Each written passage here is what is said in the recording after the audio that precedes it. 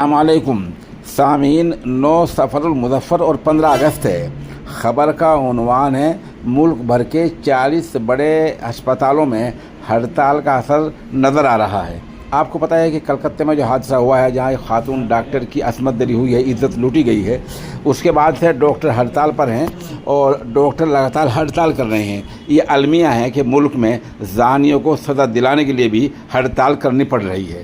بہرحال ہڑتال چل رہی ہے اور دہلی کے کون کون سے ہسپتال متاثر ہیں وہ آپ سنیے۔ اس ہڑتال سے دیش بھر کے ڈاکٹروں میں جو ریزیڈنٹ ڈاکٹر ہیں ان کے سیکشن ہیں وہ ہڑتال پر ہیں۔ ایسے میں دیش میں تقریباً 40 سے زیادہ ہسپتال میں علاج ملنا مشکل ہو رہا ہے۔ صرف دہلی میں ہی بات کریں تو 1.5 درجن ایسے ہسپتال ہیں جہاں علاج نہیں مل رہا ہے۔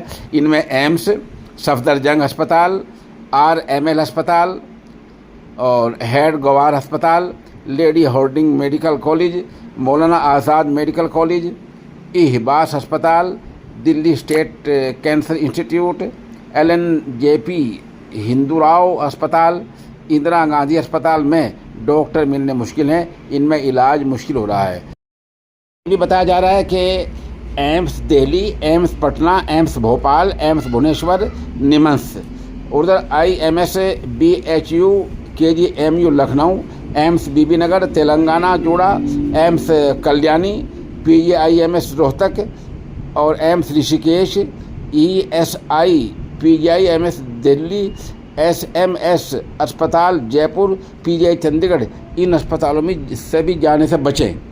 تو ان تمام ہسپتالوں میں خدمات متاثر ہیں، OPD متاثر ہے، آپریشن متاثر ہے، سب کچھ متاثر ہے۔ یہ صرف ڈاکٹروں کی ہڑتال کی وجہ سے ہے۔